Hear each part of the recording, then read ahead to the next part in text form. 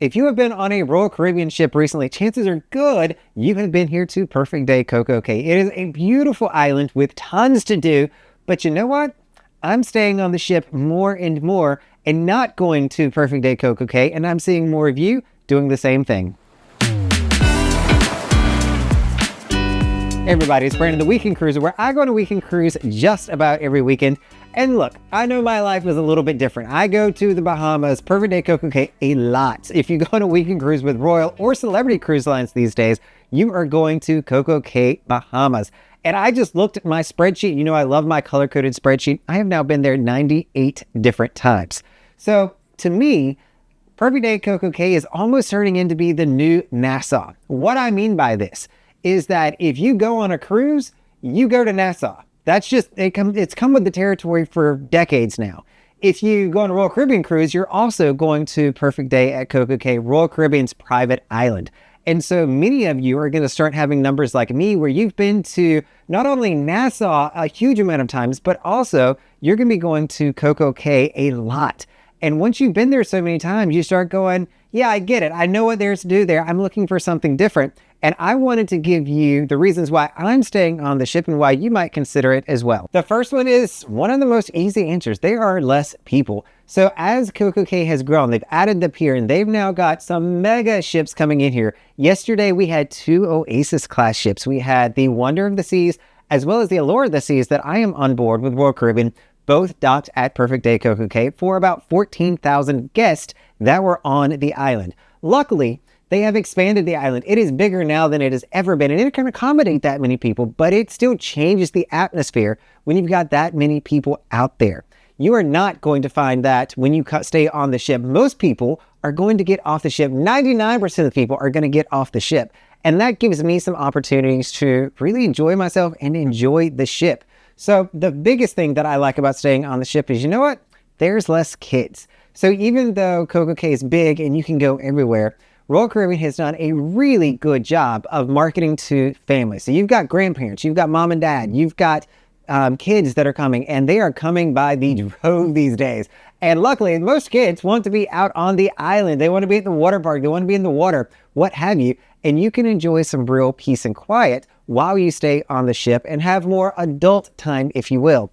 I know a lot of you are really hoping that Hideaway Beach was going to be that adult relaxing experience, and it is not. It is more energetic. It's more party vibe than anything else. And so they've got the DJ, they've got that. So if you want that experience, doesn't know, you can do that. But you're really looking for that relaxing kind of experience, staying on the ship is going to be where it's at. With that being said, though, there are situations where I've seen families with smaller children who choose to stay on the ship. Number one, this may actually hide like the water park or the kids areas. It means they aren't going to want to pay those extra charges to get to some of those features. It's also going to give you, because there's less people, more control and more oversight of your kids. You can just watch them easier when they're in the pool, when they're playing, because they're the only ones there. They're not mixed in a whole group of people, and so it's easier to keep track of where your kids specifically are at. You can also have your pick of the chairs on board the ship when you are staying on board. So if you were to go out into CocoCay, you need to get off pretty early in order to get a premium seat. What I mean by this is you want to be in that first row of seats and lounge chairs facing the water, or you want to be down by the Oasis Lagoon bar, unless you're paying additional charges to go to different sections. They're going to have different premium options. But to get the free ones, you got to get off earlier because, again, 14,000 people there and everybody's going to want to sit in that front row. So if you don't want to be 4 or 5 back staring at umbrellas and staring at other chairs, you got to get off early. If you're staying on the ship, you're also going to have more options of, do you want to be in the sun? Do you want to be in the shade? What do you want to do? If you're on the island, you kind of got to play the game of where's the umbrella, where's the tree, and just hope that they all align. But on board, you have a lot more flexibility on are you in the sun or are you in the shade. You're also going to have a better shot at getting premium seats. So what I mean by this is eggshells or different kinds of relaxing chairs, not just the loungers. So if you're like me and you hate a lounger without a cushion on it because you just can't sit in it for long, this is a really strong plus, is you get to choose your chair.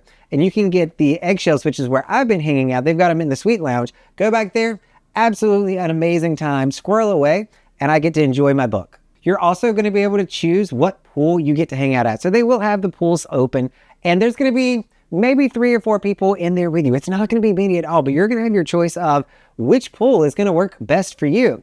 I think one of the other things to note here is you're going to get a lifeguard that's going to be dedicated just to you and maybe to other people. They will still have the lifeguards on board, even though there's a smaller number of people.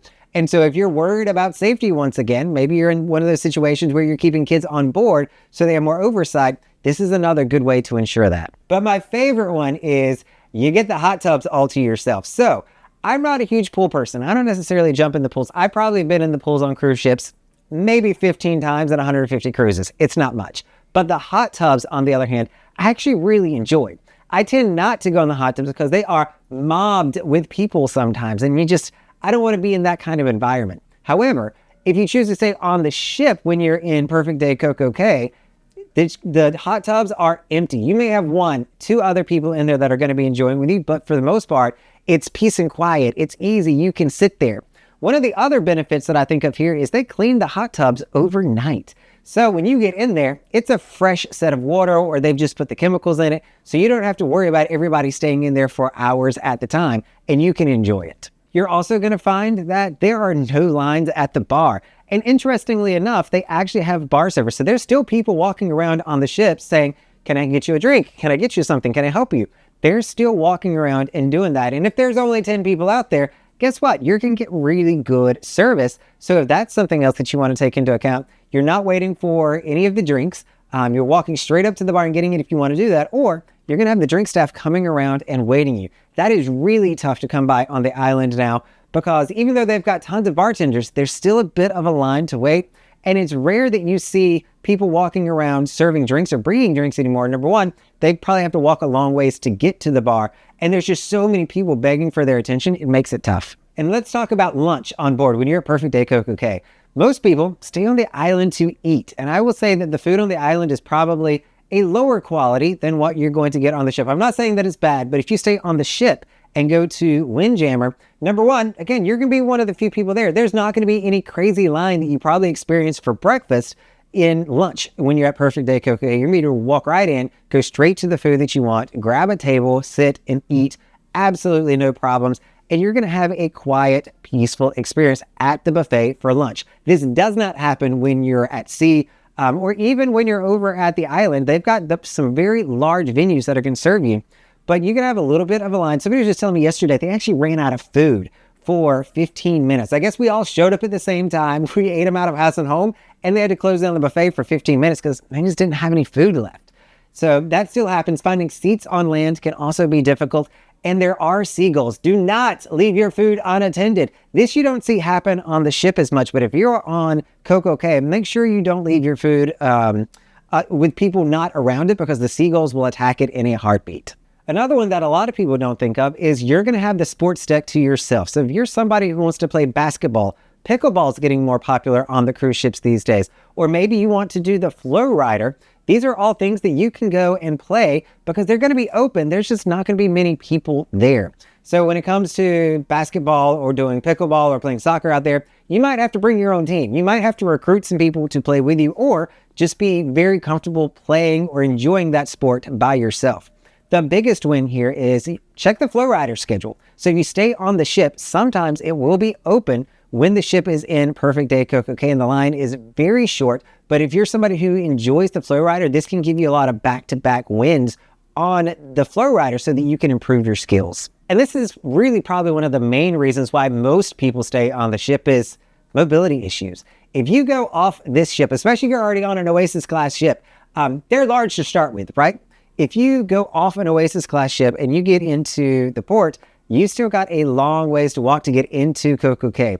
Yes, they have a tram, they have a trolley system going on these days, but it's cumbersome at best. It's busy. You got to line up to do it. And even when it drops you off, so it's going to drop you off as soon as you walk or get into the island, you'll have to switch to a different one. It's a process to make that work. And you're still, wherever you get dropped off at, you're still going to have to walk through the sand. So if you are using a mobility device or you just aren't good on your feet, I'm starting to see a lot of people in these situations say, you know what? I think I just really want to enjoy that quiet, relaxing experience on the ship that Brandon's talking about. And I don't need to go experience all that CocoCay has to offer. Been there, done that. Let me do the quiet, save my steps a little bit so that I can navigate the ship better and not waste that energy getting to where you want to go on CocoCay. And the last thing that I'll leave you with is the weather, especially as we're going into the winter now. This is being filmed in November of 2024. We're going into the bad weather season where it's a lot more unpredictable, and storms come up all the time in CocoCay. I want to say that when you come here, you're going to have a beautiful sunny day, no rain anywhere. That's not always the case. I have lost 2 Kindle devices to the rainstorms just of CocoCay, where I got trapped in the rains, and there's not really any shelter out there. You've got the buffets that you can go to, you've got Captain Jack's, but other than that, you don't have anywhere you can run and get out of the weather. If you choose to stay on the ship, though, you get to choose, remember, your shade or your sun. You're also going to be able to say, hey, the weather's turning bad. I'm just going to pop 5 feet back, and I'm going to be out of the rain or out of the storm, out of the wind, whatever. Or you can just go back into the ship. So there's no foul there. But the last thing I'll leave you with is, if you're thinking about going on to CocoCay, say, Brandon, like, that's all good and great, but I really want to see Perfect Day CocoCay. I have not been there 100 times like you have. I want to see it. I want to enjoy it. I highly encourage that. Go. It is a beautiful place, and there is tons to do there. And you know what? You don't have to pay for all those things. They have plenty of options, upcharges that you can do, but to enjoy Perfect Day CocoCay, you don't have to do all that. So check out this video here on everything that there is to do free at CocoCay. All right, everybody, this is Brandon, the Weekend Cruiser. I'm going to see you on a weekend cruise soon.